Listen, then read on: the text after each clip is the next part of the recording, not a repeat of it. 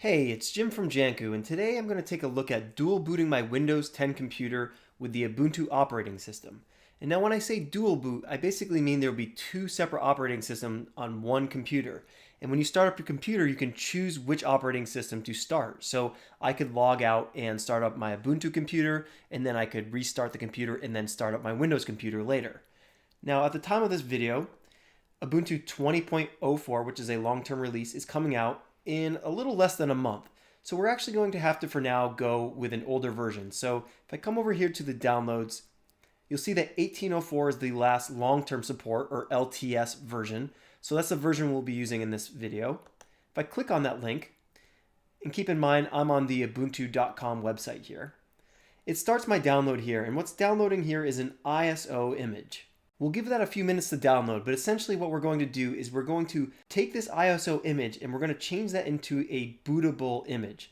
So if we come over here to this other website that I have open here, this is Rufus, and it's rufus.ie is the website address. This is an open source project for creating a bootable USB. So I'm going to plug a USB stick into my computer, and then I'm going to make that USB stick a bootable image for the Ubuntu operating system using the Rufus program here. And then we'll use that to install Ubuntu alongside with our Windows computer. So let's come down on this page here and let's install this program. So I'm going to download Rufus 3.9, which is the most recent version as of today. And you'll see it installs an exe or an executable file here. So I'll click on that.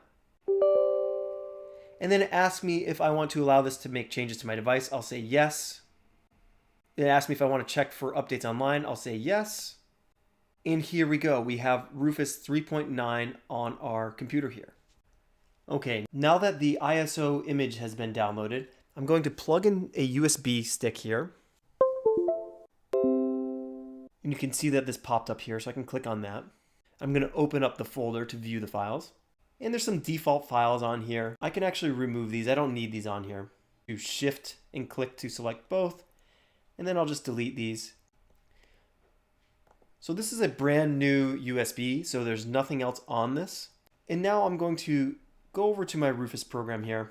And you can see that my device is selected here. It's this 32 gig USB here. And then I'll come over here and under boot selection, I'll hit select. And then I'll select this image that I downloaded here. So this is the Ubuntu 1804 image I downloaded. And you can tell that this file is an ISO image here if you look at the file type. And I'll press open. And now I'll leave the rest of these settings at their defaults and I'll press start. And then I get a warning here about syslinux and Rufus wants to download some additional things. I'll just say yes, that's fine. And I'm going to keep with the ISO image mode that's recommended here. So I'm going to say okay. And now it's giving me a warning about destroying all the data that was existing on the USB that I plugged in previously. Since this was a brand new USB and I deleted everything on it, that's fine. I'll press OK.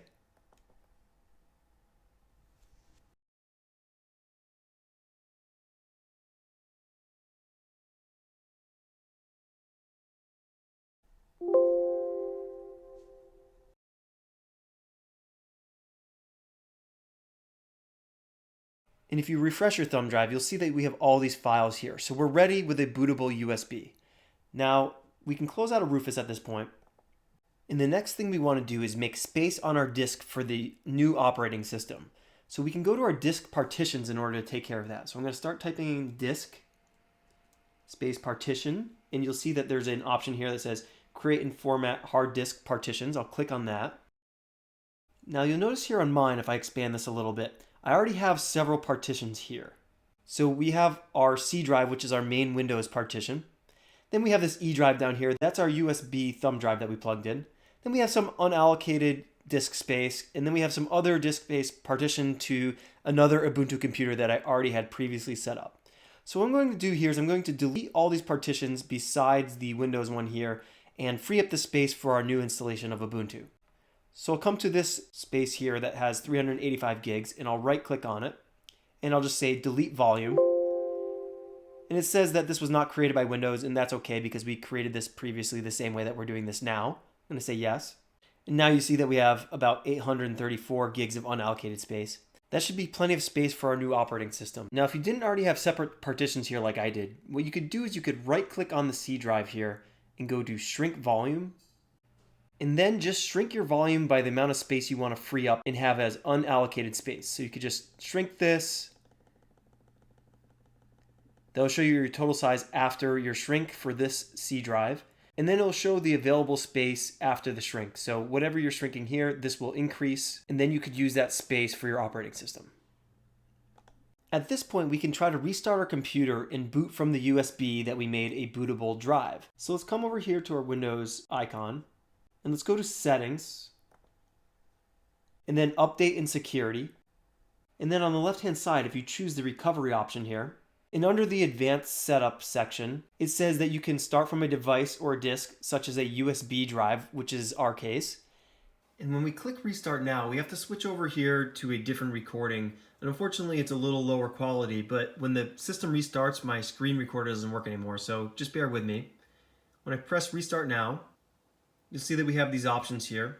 I'm going to use a device, and then I'm going to use the EFI USB device.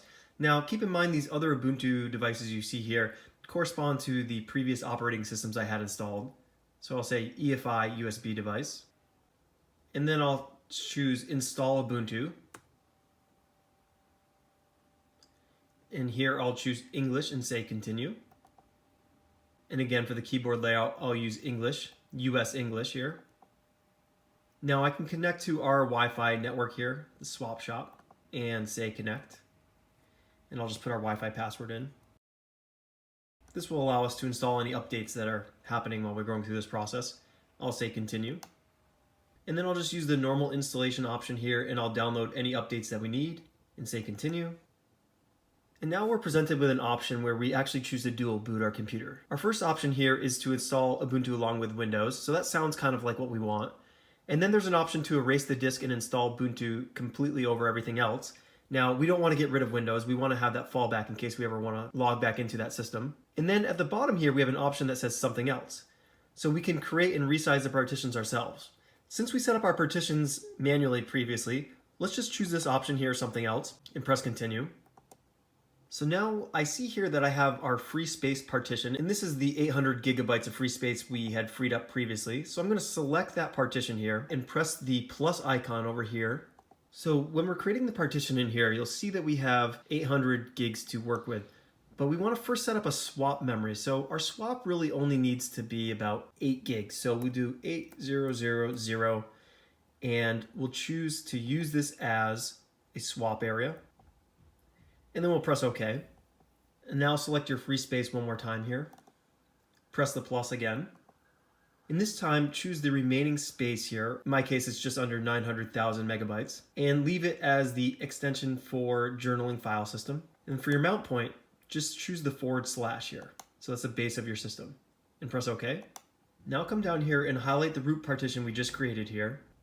And press Install Now. And then we'll say Continue to confirm that we want these changes written to our disk. We'll leave the geographic area here as New York, that's fine. And then I'll make a username for this computer. I'll say Jim A. Fisk, and the computer name will be Jim A. Fisk Satellite by default. That's okay. Username Jim A. Fisk is fine. I'll create a password here and say Continue. And then it prompts me to restart my computer. I'll say Restart Now. And then when it reboots up, it presents me with a login screen. I'll click Install Ubuntu.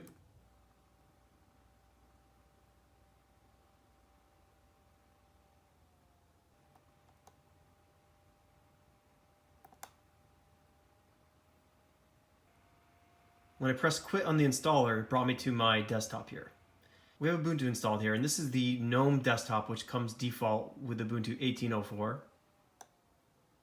You can see your applications here. If I were to type about, you can see under my settings here, there's an about here. I can click that. You'll see that we're on Ubuntu 18.04 here. Now I'm just going to make sure my USB stick is removed now. I don't need this anymore. And then I'm just going to come over here and I'm going to restart my system. So I'll choose Restart here in the middle. And now when I run a system restart, I can choose Ubuntu to go into the Ubuntu system, or I can choose the Windows Boot Manager to go back into Windows. I'll press Ubuntu for now. That's the default. If I do nothing, it will boot into that automatically. You'll see we have our new user here. I can type the password. We're back at our new desktop. So that's how you go about installing your Ubuntu computer alongside your Windows in a dual boot system. Thanks for watching this. If you're interested in more Ubuntu or Linux content in the future, please subscribe to our channel and give this video a thumbs up. All right, thank you. Take care.